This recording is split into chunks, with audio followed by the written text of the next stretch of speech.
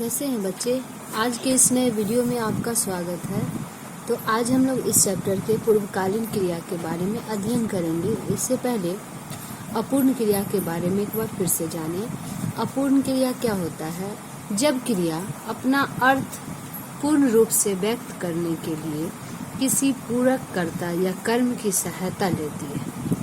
क्या कहा गया कि जब क्रिया अपना अर्थ पूर्ण रूप से व्यक्त करने के लिए किसी पूरक कर्ता या कर्म की सहायता लेती है, तब वह अपूर्ण क्रिया कहलाती है। जैसे डॉक्टर कलाम महान वैज्ञानिक थे, तो इस वाक्य में थे क्रिया का अर्थ समझाने के लिए वैज्ञानिक कर्ता पूरक शब्द का सहारा लिया है। ठीक है, वैज्ञानिक कर्ता पूरक शब्द का सहारा लिया है।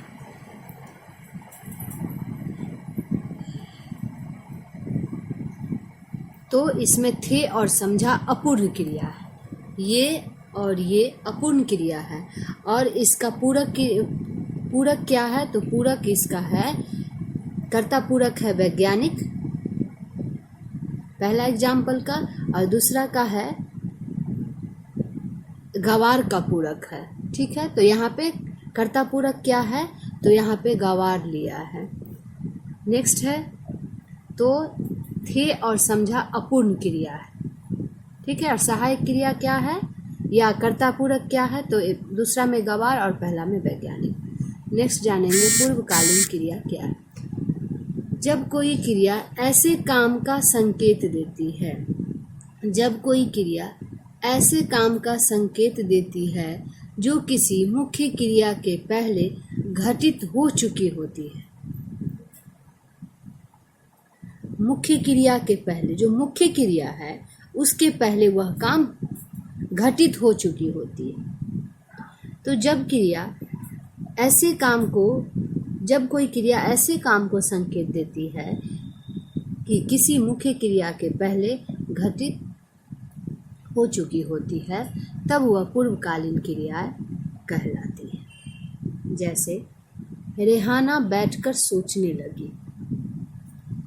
रेहाना बैठकर सोचने लगी। दीप्ति खाकर चली गई। दीप्ति खाकर चली गई। तो इसमें बैठकर और खाकर पूर्वकालीन क्रिया है। कैसे है जानेंगे कि इस वाक्य में, पहले वाक्य में मुख्य क्रिया रूप से, मुख्य क्रिया बताया ना, मुख्य क्रिया के पहले घटित हो चुकी होती है। तो मुख्य क्रिया से पहले सोचने का काम हो रहा है। ठीक है, सोचने का काम हो रहा है, किंतु इसके पहले बैठने का काम हो चुका है। ठीक है, यहाँ पे है कि रेहाना बैठकर सोचने लगी, और सोचने का जो काम है उससे पहले क्या हो गया है कि बैठने का काम कंप्लीट हो गया है, पूरा हो गया है, इसलिए यह पूर्वकालीन क्रिया बैठकर होगा। इसी प्रकार दूसरे वाक्य में जाने के काम के पहले ही खाने का काम हो चुका है। दीप्ति खाकर चली गई। ठीक है, तो जाने के काम के पहले ही खाकर अर्थात खाने का काम हो चुका है।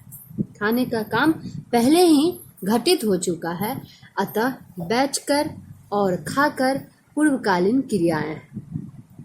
क्या है? बैठकर और खाकर पूर्वकालीन क्रिया है, और इससे पहले इसका मुख्य क्रिया क्या होगा? तो चली गई मतलब जाने का काम, और दूसरा में है सोचने का काम।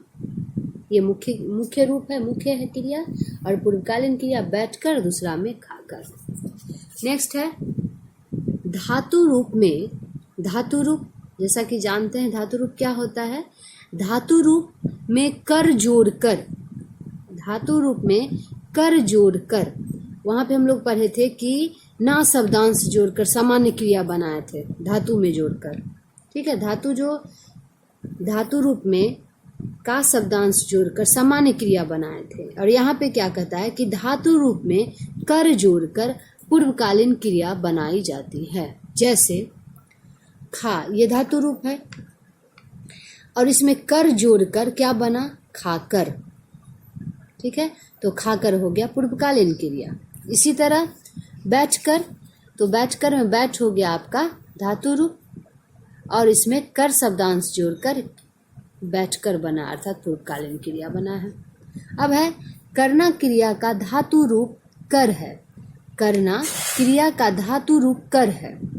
इसका धातु रूप क्या है? कर है, करना का। इसमें पूर्वकालीन क्रिया बनाने के लिए कर में के जोड़ा जाता है। क्या कहा गया कि करना क्रिया का धातु रूप कर है। इसका धातु रूप जैसे खा कर, तो खाकर का धातु रूप खा होता है, वैसे यहाँ पे बताया कि करना का धातु रूप कर है। इसमें पूर्वकालीन, अब ये बनाना है, पूर्वकालीन क्रिया बनाना है। पूर्वकालीन क्रिया बनाने के लिए कर में के जोड़ा जाता है। तो कर इसका क्या है? कर इसका है धातु रूप, और इसमें क्या जोड़ने पे पूर्वकालीन क्रिया बनेगा? तो के जोड़ने पे। तो यहाँ पे अर्थात कर जोड़ के अर्थात करके, तो करके हो गया पूर्वकालीन क्रिया। नेक्स्ट है प्रेरणार्थक क्रिया। नेक्स्ट है प्रेरणार्थक क्रिया। क्या होता है? कुछ क्रियाएं ऐसी होती है जिन्हें कर्ता स्वयं न करके किसी अन्य से करवाता है। क्या कहा गया कि कुछ क्रिया ऐसी होती है जिन्हें कर्ता, जो काम करने वाला होता है, कर्ता स्वयं ना करके, खुद ना करके किसी अन्य से करवाता है, दूसरे से करवाता है। जब कर्ता स्वयं कार्य न करके किसी अन्य से कार्य करवाता हो, तब क्रिया का रूप प्रेरणार्थक क्रिया कहलाता है। ठीक है, क्या कहा गया कि जब कर्ता किसी काम को खुद ना करके, स्वयं ना करके किसी दूसरे से या अन्य से करवाता है उस काम को, तो वह क्रिया का रूप प्रेरणार्थक क्रिया कहलाता है। जैसे गोलू ने खाना खाया, गोलू ने खाना खाया। नेक्स्ट है माँ ने गोलू को खाना खिलाया। तो इसमें खाया और खिलाया ये प्रेरणार्थक क्रिया है कि गोलू ने खाना खाया, यहाँ पे माँ ने गोलू को खाना खिलाया। इसमें जानेंगे कि पहले वाक्य में खाने का काम गोलू क्या है? करता है, ये स्वयं कर रहा है। ठीक है, गोलू करता है और ये इस काम को स्वयं कर रहा है, खुद कर रहा है। जबकि दूसरे वाक्य में खाने का काम, खाने का जो काम है, माँ क्या है? यहाँ पे अन्य करता है ना, कि जब करता स्वयं कार्य ना करके किसी अन्य से करवाता है तो वह प्रेरणार्थक क्रिया कहलाता है। तो माँ अन्य करता है और गोलू क्या है? करता है, जो स्वयं काम करता है।